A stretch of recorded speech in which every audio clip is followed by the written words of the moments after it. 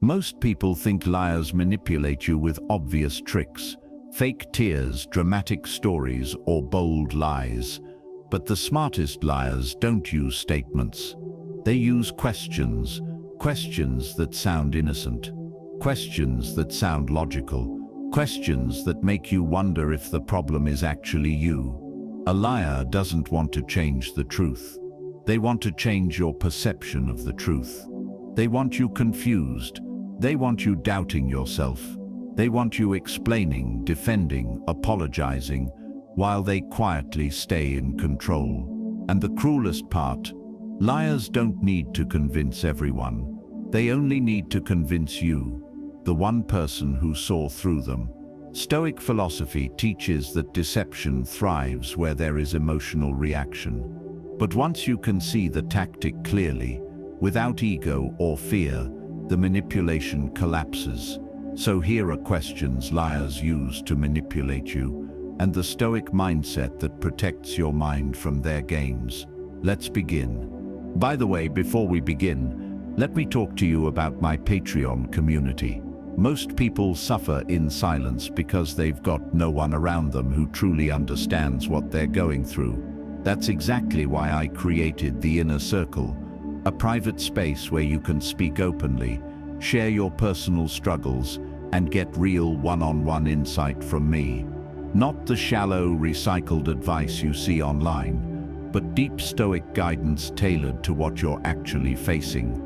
You can even request personalized video topics, and I'll break them down directly for our members.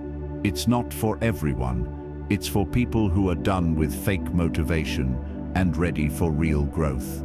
If that's you, the link's in the description and the first pinned comment.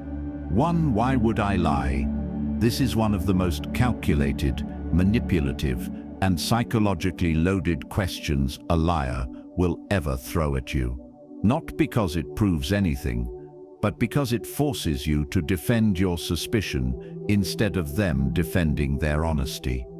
It sounds innocent. It sounds logical. It sounds like a sincere person trying to clear their name. But it's not. It's a reversal tactic. When someone asks, "Why would I lie?" they're not proving truth. They're demanding you prove why they'd deceive you, even though they're the one being questioned. This does three things instantly. It shifts the burden of proof. Suddenly you are explaining your reasoning, while they sit there confused, acting like the victim. Now you're on the defensive, exactly where manipulators want you. It makes you doubt your instincts. They want you to think, yeah, maybe they wouldn't lie. Maybe I'm overreacting. They are trying to override your intuition. It paints them as the innocent one. Someone honest shouldn't need to ask this question. They would just provide facts, clarity, or explanation, not psychological pressure. A Stoic understands that people lie for thousands of reasons: to protect their ego, to hide weakness, to avoid consequences, to gain access, power, reputation, or affection, to escape responsibility, to manipulate outcomes, to avoid uncomfortable truths, or simply because lying is easier for them than honesty.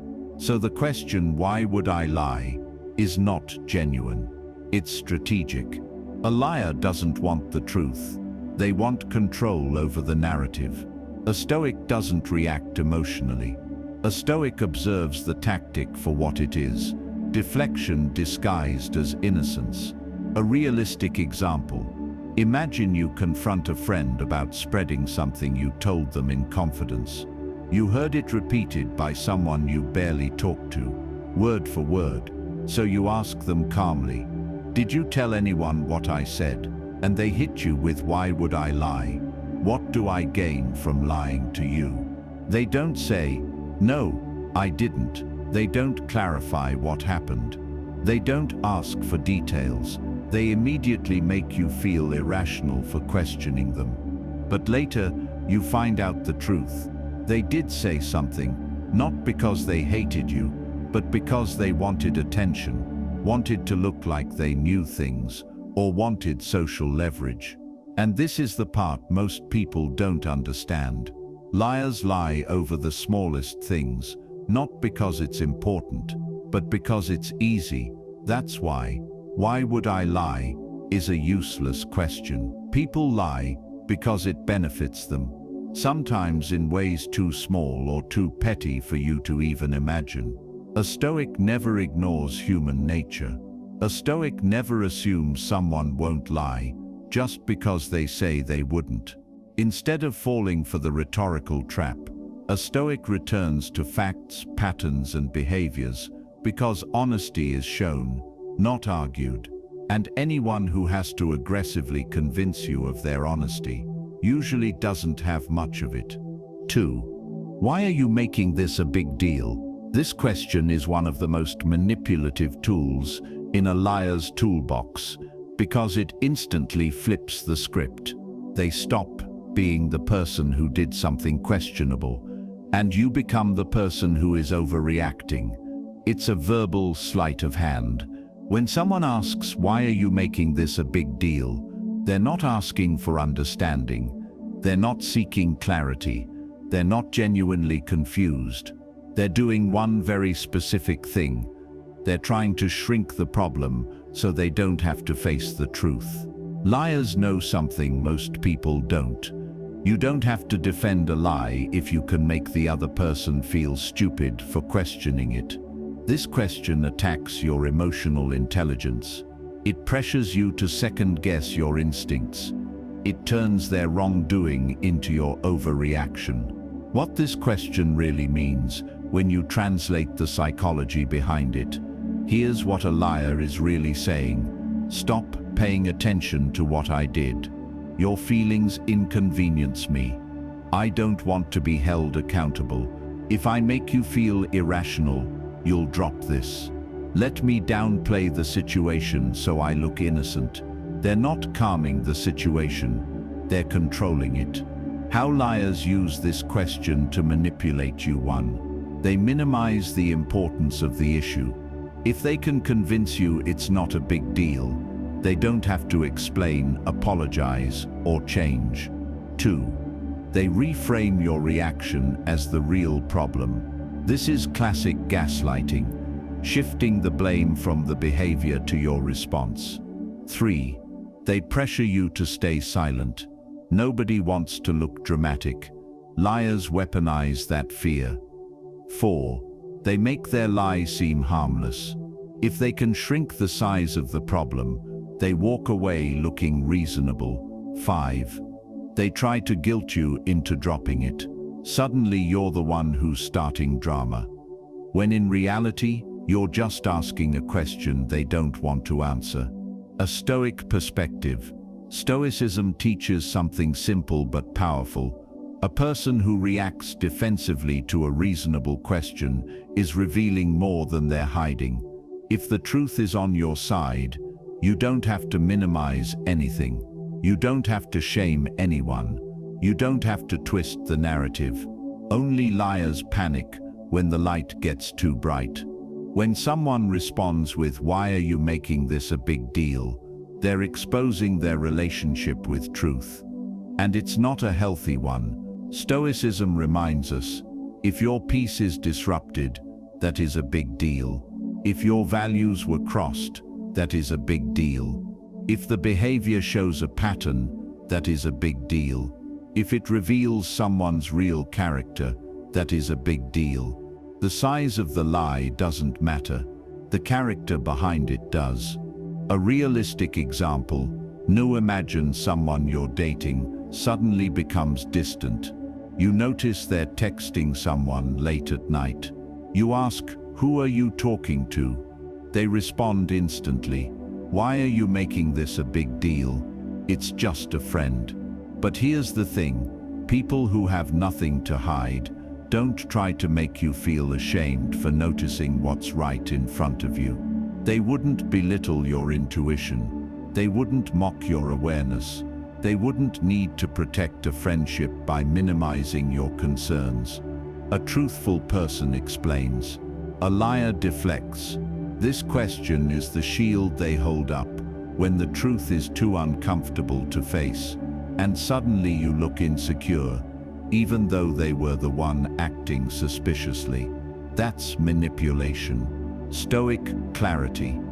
The Stoics teach us not to judge people by their words, but by their patterns. If someone constantly tries to shrink your concerns, if they consistently make you feel dramatic for asking simple questions, if they repeatedly minimize what bothers you, then the issue is no longer the lie. The issue is their character. Someone who cares about you won't shame your honesty.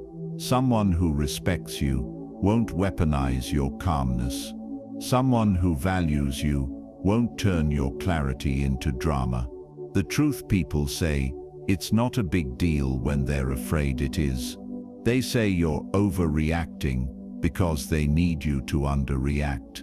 They say don't make a big thing out of this because they want to hide how big it actually is. When someone tries to control your reaction, that tells you everything about their intentions. A Stoic sees through the disguise, not with anger, not with emotion, but with unshakable clarity. 3. What? You don't trust me? This is the liar's favorite guilt trip. It's their way of flipping the entire situation upside down. You ask a simple question. You point out something that doesn't add up. You notice a contradiction, and instead of giving you clarity, they attack your loyalty. What? You don't trust me? It sounds innocent. It sounds emotional. It sounds hurt. But make no mistake, this question is a manipulation tactic designed to control your mind, not to communicate truth. A truthful person welcomes clarity. A liar welcomes confusion, because confusion protects them. What this question really means, when a liar asks, "You don't trust me," they're not asking about trust. They're saying, "Stop questioning me. Your doubt exposes what I'm hiding. Let me shame you so you back off. If you feel guilty, I won't have to answer. Let me switch the spotlight from my behavior to your insecurities." It is a psychological ambush. It reframes your logic as betrayal and their secrecy as innocence. This is how liars take control without raising their voice. Why liars use this question? 1. To make you feel guilty for noticing the truth. If they can make you feel bad for asking, they don't have to explain. 2. To make themselves look like the victim. Suddenly you're the one breaking trust, not them. 3. To emotionally pressure you into silence. Most people avoid conflict. Liars weaponize this fear. 4. To avoid accountability. If they can frame your question as an attack, they never have to answer it. 5. To gain moral high ground they don't deserve. They turn themselves into the honest one who's being unfairly doubted. It's a brilliant manipulation tactic because it makes the person telling the truth look guilty and the person hiding something look wounded. The Stoic breakdown. Stoicism teaches this simple principle. People who value truth don't fear questions. A person with nothing to hide responds with clarity, not guilt. They explain, they reassure, they answer directly. A liar does none of that. They turn the situation into an emotional trap where your curiosity becomes an accusation. Your observation becomes an insult. Your question becomes a betrayal. Stoicism reminds us, you are allowed to seek truth without apologizing for it. A realistic example, let's say a friend owes you money. You lent it months ago. You've reminded them politely. They keep giving excuses. One day you finally ask, "Do you actually plan to pay me back?" Instead of answering, they fire back, "Wow, you don't trust me. After everything I've done for you." They flip the situation instantly. Now you feel like the bad guy. But notice something. If they truly planned to pay you back, they would simply explain. If they were honest, they would give a timeline. If they respected you, they wouldn't guilt-trip you. That question, "You don't trust me," is a shield, not a statement. A shield built out of emotion, so you won't look at the facts. Another example, subtle, everyday life. Your partner suddenly becomes very protective of their phone. They start hiding the screen. They turn notifications off. They keep it face down. You calmly ask, "Is something going on?" And they respond, "Seriously? You don't trust me?" That question is not an answer. It's a diversion. It's a smokescreen. A loyal person doesn't shame you for noticing changes. A liar does, because the truth cannot survive the light. Stoic clarity. Trust is not blindness. A Stoic knows that trust is earned with consistency, not demanded through guilt. Trust is built with transparency, integrity, reliability, honesty, not with emotional manipulation. Anyone who uses guilt to replace honesty is proving they do not deserve trust in the first place. The harsh reality. When a liar asks, "You don't trust me," here's the real meaning behind it. They need you to shut up, because the truth is too close. They need you to feel guilty, because guilt is easier to manage than truth. They need you to back off, because the more you look, the more you'll see. This question isn't about trust, it's about control. And the moment you stop falling for this trick, you stop being controlled. 4. What evidence do you even have? This is the question every manipulator keeps tucked in their back pocket, because it buys them time, flips the burden onto you, and makes you feel like you're the one committing a crime by simply noticing the truth. When someone asks, "What evidence do you even have?" they're not asking for clarity, they're asking for your surrender. It's a tactic straight out of the manipulator's playbook. Invalidate, confuse, intimidate. Stoics teach that truth doesn't need theatrics, and honesty doesn't fear inspection. But liars, they survive only when you doubt your own eyes. This question works so effectively because it shifts the conversation away from their behavior and turns it into a courtroom where you suddenly have to prove every detail like a lawyer. A manipulator knows most people hate conflict, aren't good at confrontation, and get nervous under pressure.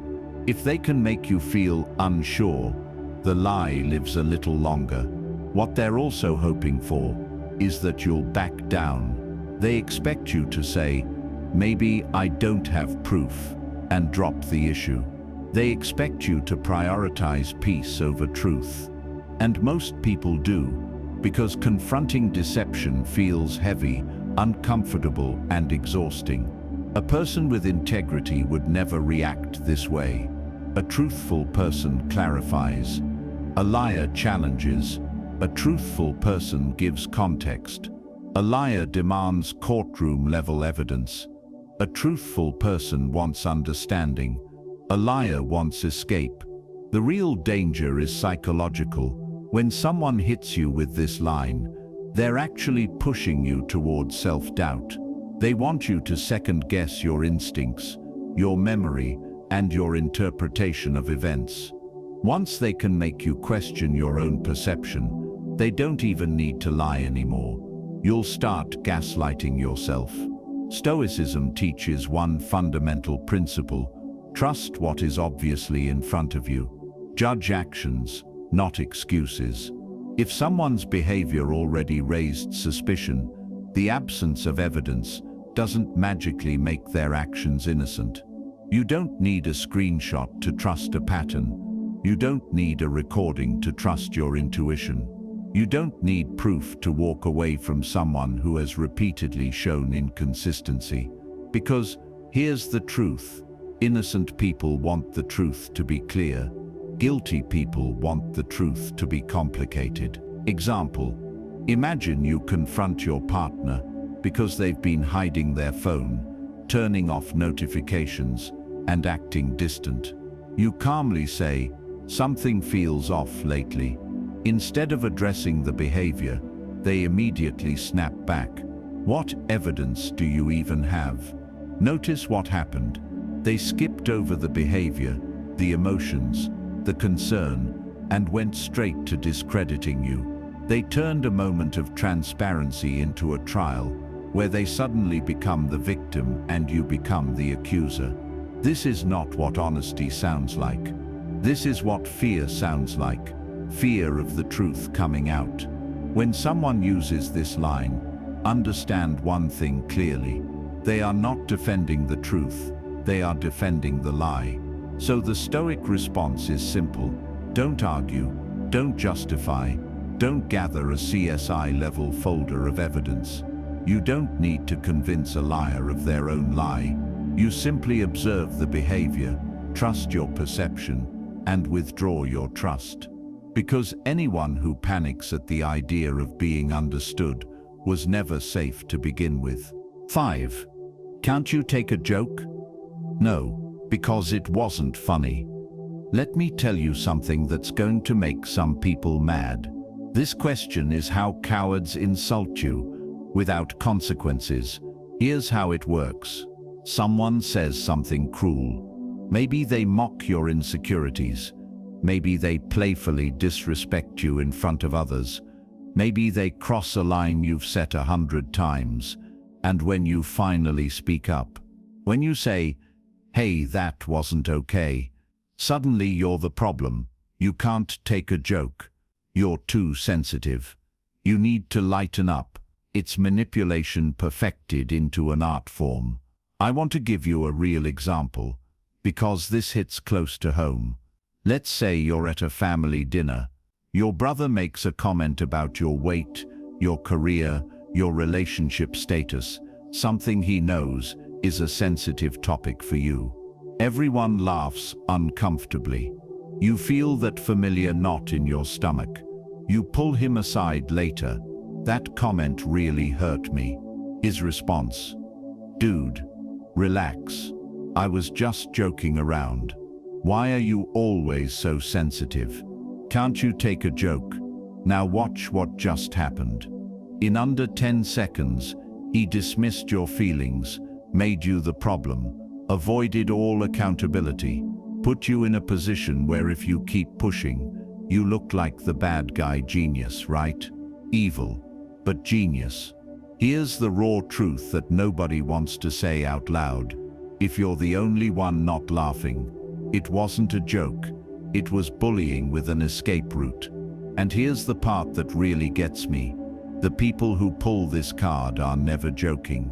They're testing what they can get away with. Testing your boundaries. Testing if you'll defend yourself or stay quiet to keep the peace.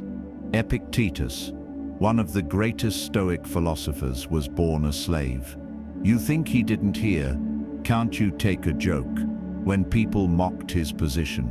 But he taught something powerful: speak the truth plainly, without apology. So here's what you say.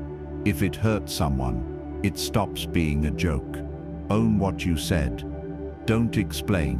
Don't justify your feelings. Don't give them a dissertation on why it wasn't funny. Just state reality and let them sit with it and watch what happens next. This is the real tell. If they apologize, genuinely apologize, not the "sorry you felt that way" non-apology, they might actually care. They might have genuinely misread the room. But if they double down, if they get defensive, call you dramatic, or say something like, "Wow, I can't say anything around you anymore," you've just learned exactly who they are. Believe them, because here's what the Stoics understood, that we forget. Character reveals itself under pressure. When someone's joke gets called out, and they respond with anger instead of empathy, that's not about the joke. That's about them valuing their ego over your dignity. The hard truth. Some people use humor as a weapon because they're too cowardly to be directly cruel. The joke format gives them plausible deniability. It lets them hurt you while maintaining their good person image. Don't fall for it. Your feelings are data. If something hurt you, that matters, regardless of the wrapper it came in. Comedy doesn't excuse cruelty. Humor doesn't erase harm. And if you're watching this thinking, but what if I really am being too sensitive? Stop. That's the manipulation working. That's you internalizing their gaslighting. Here's your new standard. If someone repeatedly jokes about things that hurt you and refuses to stop when you ask them to, they're not joking. They're showing you how little they respect you. The Stoic response isn't to laugh along. It's not to minimize your own experience. It's to stand firm in reality and let the chips fall where they may. That wasn't a joke to me, and my experience matters. Say it, mean it, enforce it. And if they can't respect that boundary, you don't have a humor problem. You have a respect problem. And respect problems don't get better, they get worse. So the next time someone hides behind "can't you take a joke?" remember this: jokes are supposed to bring people together, not tear them down. If their humor consistently makes you feel small, that's not comedy. That's cruelty with a laugh track. Don't normalize it. Don't accept it. And definitely don't laugh along to keep the peace. Your peace is worth more than their punchline. 6. Don't you love me? Love and boundaries aren't opposites. This is emotional blackmail disguised as vulnerability, and it's one of the most damaging manipulation tactics you'll ever face, because it weaponizes the deepest thing you feel for someone. Let me be brutally honest. If someone uses your love as a shield against accountability, they don't understand what love actually is. Here's how this plays out. Your partner does something that hurts you. They lie, violate a boundary, break a promise for the 10th time. You sit them down to address it. You're calm, you're clear, and they look at you with those eyes and say, "Don't you love me? If you loved me, you wouldn't make such a big deal out of this.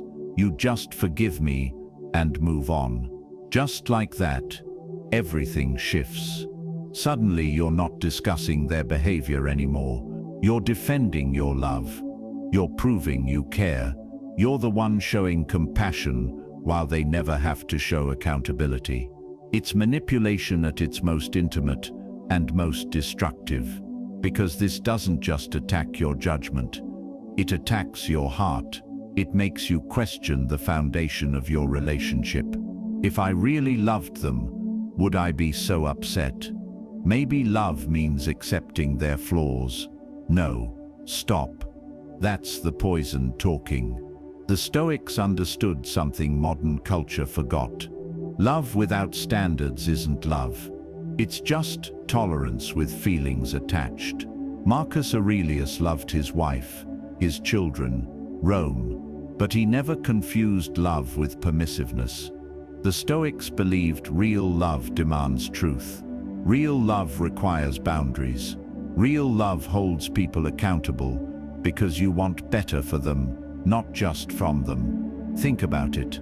If your child does something dangerous, you correct them because you love them. You set boundaries because you love them. So why accept a different standard in adult relationships? Here's another scenario that'll hit hard. You're with someone who constantly breaks promises. They apologize, cry, swear it'll be different, then do the exact same thing. When you finally say, "I can't do this anymore," they hit you with, "Don't you love me?" Love is supposed to be unconditional. If you really loved me, you'd give me another chance. And you feel that pull, that guilt. Maybe I'm being too hard. What if I give up right before they change? Here's the raw truth. Unconditional love doesn't mean unconditional tolerance of mistreatment. You can love someone completely and still refuse behavior that harms you. Those things aren't contradictory. They're both necessary for a healthy relationship. Seneca wrote, "We should be careful who we allow influence over our peace, who we allow. Love isn't surrender of your agency. Love isn't permission for someone to treat you however they want. That's not love. That's self-abandonment." This manipulation preys on good people, people afraid of being selfish or cold, people taught that love means sacrifice, then had that twisted into love means accepting abuse. When someone repeatedly hurts you and uses your love to avoid changing, that's not a relationship. That's a hostage situation with flowers and apologies. The question, "Don't you love me?" isn't about love. It's a test of your boundaries. It's asking, "Will you abandon yourself to keep me comfortable?" Every time you say yes, every time you forgive without seeing change, you're teaching them your love is a tool they can use against you. You're teaching them that "I love you" makes consequences disappear. So what do you say? Love doesn't mean accepting harmful behavior. It means wanting better for both of us. And right now your behavior isn't loving toward me. Say it clearly, say it firmly, without apologizing. Watch what happens next. A person who genuinely loves you, even if defensive, will eventually pause. They'll consider your words. They'll sit with the discomfort of accountability. But a manipulator, they'll escalate, cry harder, make it about your lack of love, threaten to leave. Do anything except address their actual behavior. That's your answer. Here's what I learned the hard way. Some people don't want your love. They want your compliance. They've learned the fastest way to get compliance is making you question whether you love them enough. The Stoics taught we should examine our judgments. So examine this. What does love actually require? Does it require ignoring red flags? No. Accepting broken promises? No. Sacrificing your peace, boundaries, self-respect? No. Love requires presence, honesty, effort, consistency, mutual respect, growth. Love doesn't require you to light yourself on fire to keep someone else warm. If someone can't understand the difference, if they believe your love should make you accept any treatment, they don't love you. They love what you do for them. They love how you make them feel. They love never having to change, but they don't love you. Because real love sees you as a whole person with needs and boundaries and worth. Real love doesn't ask you to shrink. Real love says, "I hear you, I hurt you, and I need to change." Not because you're making me, but because I love you enough to become better. Anything less. That's not love you're defending. That's a pattern you're enabling. So next time someone asks, "Don't you love me?" when you're holding them accountable, remember, the question isn't whether you love them. The question is whether they love you enough to treat you with respect. If the answer is no, your love is misplaced. Not wrong, not too much. Just aimed at someone who isn't mature enough to receive it properly. Stand firm in your boundaries. Stand firm in your worth. The right person won't ask you to abandon yourself to prove your love. They'll show you their love by respecting the boundaries you need to feel safe. 7. Isn't everyone doing it? This question is one of the most deceptive tools liars use because it sounds innocent on the surface. It doesn't sound hostile. It doesn't sound defensive. It sounds like they're simply pointing out something normal. But make no mistake, this question is psychological warfare disguised as casual conversation. When a liar asks, "Isn't everyone doing it?" they're attempting to pull you into a fake consensus. They want you to believe that their behavior isn't actually wrong. It's just normal, something everyone supposedly does, something you're overreacting to because you're expecting too much. This tactic plays on one of the oldest weaknesses in human behavior, the desire to fit in. People don't like feeling isolated or different. A liar leverages that fear. They want you to think that your standards are unrealistic, your expectations too high, and your moral compass outdated. If they can convince you that their behavior is typical, then suddenly it stops looking like a betrayal, a lie, or a violation. It becomes what people do, and you become the one who needs to adjust.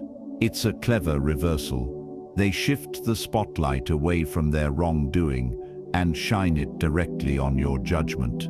The problem is that this everyone they're referring to doesn't exist. It's a phantom crowd they create to shield themselves from accountability. Notice how vague they always are. People do this all the time. Everyone I know is like that. That's just how things are today. All relationships are like this. They never offer names. They never offer evidence. They never point to real situations. They rely on the idea of everyone because vagueness gives them power. If they had to rely on specifics, the entire argument would fall apart immediately. Stoicism teaches the exact opposite mindset. It teaches that your principles are not determined by the crowd. You don't outsource your morality to society. You don't base your standards on the lowest common denominator. You evaluate actions based on their nature, not their popularity. A wrong action does not magically become right just because many people do it. A lie is still a lie, even if it's common. Disrespect is still disrespect, even if someone claims it's normal. And manipulation is still manipulation, even if they insist. Everyone behaves this way. Here's a real-world example. Imagine someone is secretly messaging their ex behind your back. When you call them out, instead of acknowledging the wrongdoing, they say, "Isn't everyone doing this? Everyone talks to their ex. It's not that serious." Notice what happened. In one sentence, they minimized the betrayal, attempted to normalize it, and tried to make you feel controlling for calling it out. They take their lack of boundaries and project it onto the entire world, so you feel pressured to tolerate it. Or consider a coworker who consistently lies about deadlines or blames others for their mistakes. When confronted, they say, "Come on, isn't everyone missing deadlines? It happens." What they're really saying is, "I don't want to be held accountable, so I'm going to pretend my behavior is universal." This question isn't honesty. It's a mask. A Stoic response cuts straight through the manipulation. "I don't care what everyone else is doing. I care about what you did." This line destroys the illusion. It forces them to stand alone with their actions without hiding behind imaginary crowds. Most liars panic when you say this, because they're accustomed to shifting responsibility away from themselves. You just removed their shield. The deeper truth is this: when someone asks you, "Isn't everyone doing it?" what they really mean is, "I don't want to change, so I need you to lower your standards." But lowering your standards is how people lose self-respect. It's how they get trapped in toxic relationships, toxic jobs, and toxic environments. Once you accept normal as an excuse, you stop demanding honesty, respect, and integrity, the very things that protect your peace. Stoicism trains you to judge actions by your values, not by the crowd.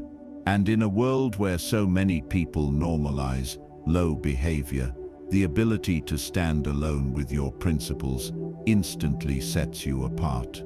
The liar wants you to join the crowd. A Stoic stands above it. 8. Do you think you're perfect?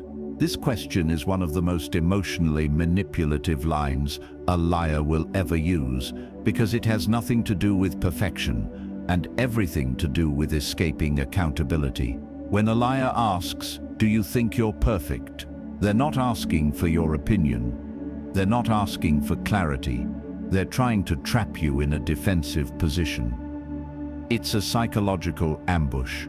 Here's the real meaning behind this question.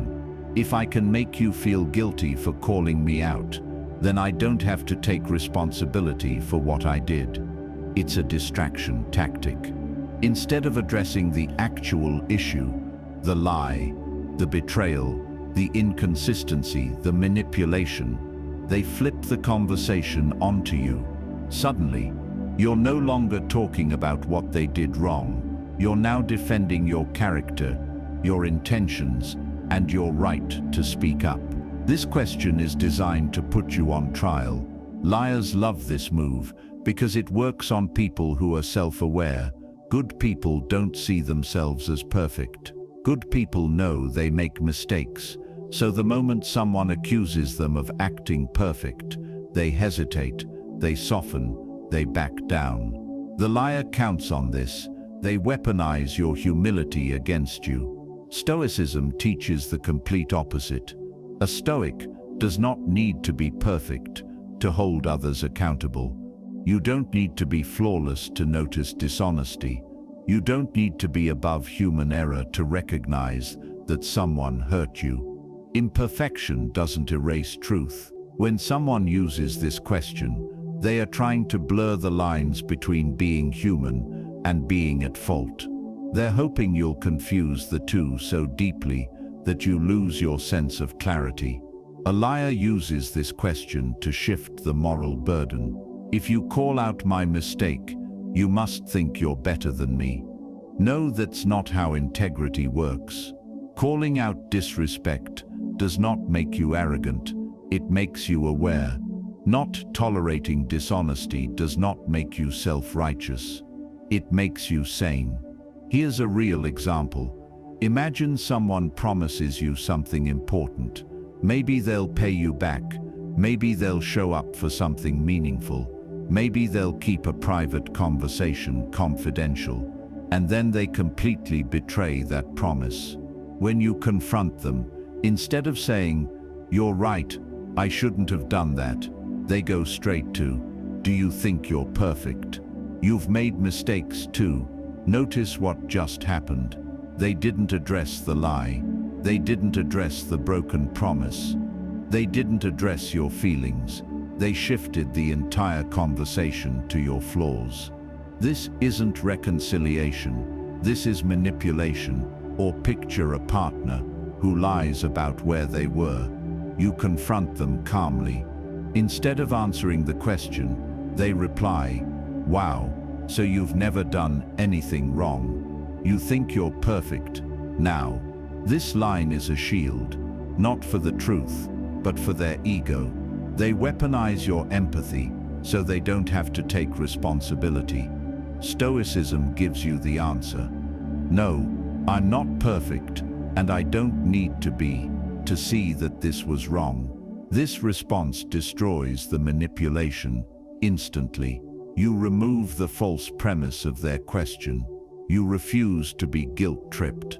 You put the spotlight right back where it belongs, on their behavior. Liars hate this because the question, "Do you think you're perfect?" only works if you take the bait. They rely on your desire to be perceived as reasonable. They rely on your fear of seeming judgmental. They rely on your natural humility. And once they get you defending yourself, they escape judgment entirely. But here's the deeper truth. People who refuse accountability always frame accountability as an attack. To them, honesty feels like criticism. Boundaries feel like judgment. Confrontation feels like humiliation. So they act as if you holding them responsible is some kind of moral arrogance on your part. A Stoic perspective destroys the illusion. You are not seeking perfection from yourself or from anyone else. You are simply refusing to tolerate behavior that violates your principles. The question, "Do you think you're perfect?" isn't a real question. It's a smokescreen, a tactic, a mirror turned back on you so they never have to look at themselves. But the moment you stop defending yourself, the tactic dies, and the liar, who once hid behind clever arguments, is left standing in the open with nothing to shield them but their own behavior. And that is exactly why they fear the person who sees through this question. Because once you refuse to carry their guilt, their control over you disappears completely. 9. Why are you trying to control me?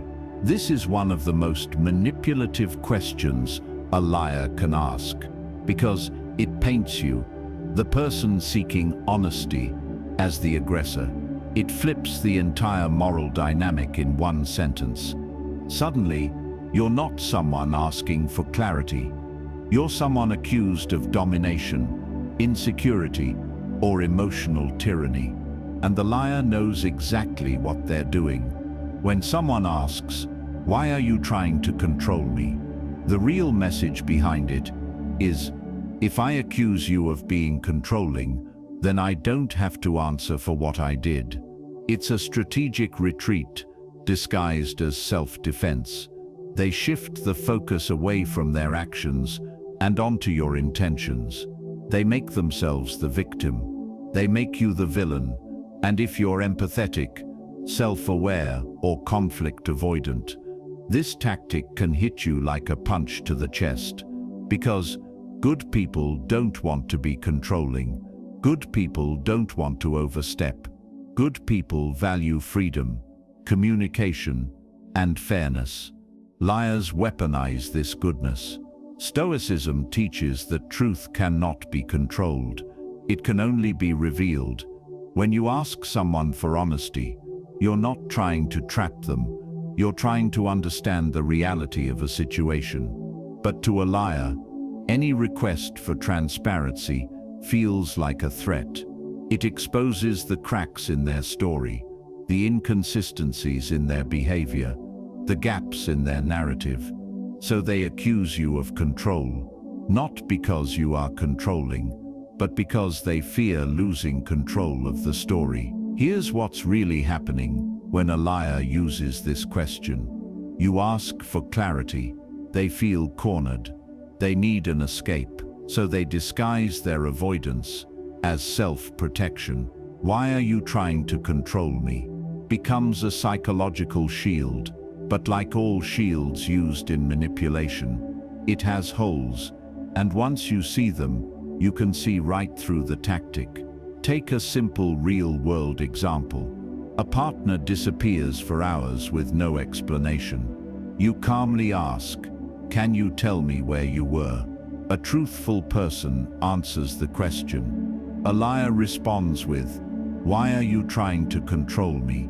Why do I have to explain everything I do?" They've sidestepped the actual issue, the disappearing act, and reframed the conversation as if you are the problem. They accuse you of micromanaging their life, even though all you asked for was basic honesty. Or imagine someone at work who keeps missing deadlines. You tell them, "I need updates so we can stay aligned." Instead of saying, "I'll communicate better," they erupt with, "Why are you always trying to control how I work?" Again, reality avoided, manipulation activated. This question is a favorite among people who don't want accountability because it plays directly into your fear of being seen as overbearing. It makes you hesitate. It makes you question your own motives. It makes you defend yourself instead of addressing the actual problem. And that's exactly the point. Stoicism teaches emotional clarity. Clarity kills manipulation. A Stoic would say, asking for respect is not control. Asking for honesty is not control. Asking for consistency is not control. When someone calls your boundary controlling, what they are saying is your standards inconvenience my dishonesty. They're not protecting their independence. They're protecting their ability to continue acting without responsibility. People who value truth never feel controlled by questions. People who value transparency don't fear accountability. People who act with integrity don't need to dodge simple conversations. A liar only feels controlled when they sense that the truth is closing in on them. And here's the deeper psychological layer. When someone accuses you of control, they're trying to gain the moral high ground. Because if they can frame themselves as the one being oppressed, then anything they do afterward, withdrawing, stonewalling, lashing out, acting defensive, becomes justified in their mind. They get to avoid guilt while painting you as the unreasonable one. But you are not the villain for wanting honesty. You are not controlling for wanting respect. You are not wrong for wanting answers.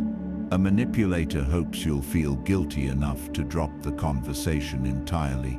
But a Stoic knows the truth. A boundary is not a cage. It is a line of self-respect. And anyone who calls your boundaries control is someone who benefits from you having none. 10. Why do you always bring up the past? This question is one of the cleverest ways a liar tries to erase accountability. It sounds innocent. It sounds reasonable. But underneath it is a very strategic intention to make you feel guilty for remembering what actually happened. When a manipulator says, "Why do you always bring up the past?" what they truly mean is, "I don't want to deal with the consequences of what I did." It's not about letting go. It's not about moving on. It's not about healing. It's about escaping the truth. Liars hate the past because the past contains evidence. The past contains patterns.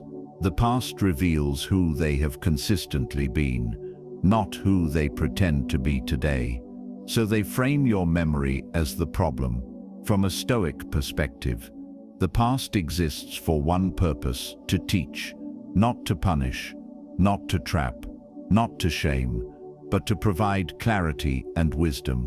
The Stoics believed that ignoring lessons is one of the surest ways to suffer the same consequences again. Liars know this instinctively. If you stop referring to the past, they get to rewrite it. If you stop noticing patterns, they get to repeat them. If you stop holding them accountable, they get to continue behaving however they want. This is why they attack your memory, because your memory threatens their freedom to manipulate. Look at how this plays out in real situations. Example 1. The chronic liar. Someone has lied to you multiple times. Every time you catch them, they swear they've changed. But when you bring up the pattern, they instantly fire back with, "Why do you always bring up the past? Why can't you let things go?" They're not interested in your healing. They're interested in resuming the same behavior without interruption. Example 2. The betrayal. A friend betrays your trust. Maybe by sharing something private. Maybe by siding against you. Maybe by breaking a promise. Months later, you become cautious around them. So they accuse you. Are you seriously still thinking about that? That's old news. But to you, it's not old. It's information. It's context. It's a reminder of who they chose to be when you weren't looking. Example 3. The relationship pattern. A partner repeats the same behavior over and over. Disappearing, lying, breaking agreements, flirting with others, crossing boundaries. When you bring up the cycle, they instantly make you feel guilty. Why do you always bring up old stuff? You love living in the past, don't you? No, you're not living in the past. You're learning from it, which is exactly what they don't want you to do. Liars use this question because it subtly frames you as irrational. It makes it seem as though you are clinging to negativity, when in reality, they are clinging to the hope that you forget the truth. Stoicism teaches the opposite of what manipulators want. Remember clearly, observe patterns, Don't ignore what someone has shown you more than once. The liar wants you to believe that recalling the past is a flaw. Stoicism says it's wisdom. When you say, "This has happened before," you are not attacking them. You are recognizing reality. You're refusing to be blind. You're choosing truth over emotional comfort. But here's the psychological twist. Manipulators despise the past because the past removes their wiggle room. If they admit what happened before, they must admit that it wasn't an accident. If they acknowledge the pattern, they must acknowledge their part in it. If they accept responsibility, they must change. And they don't want to change. They want you to change your memory. They want forgiveness without accountability. They want a clean slate without correcting behavior. They want trust without earning it. Why do you always bring up the past? Is not a real question. It's a way of saying, please stop noticing who I keep choosing to be. A Stoic response is simple and devastating. I bring it up because it's relevant to the truth. You're not weaponizing the past. You're learning from it. You're recognizing patterns. You're protecting yourself. And you're refusing to let someone rewrite history just because it makes them uncomfortable.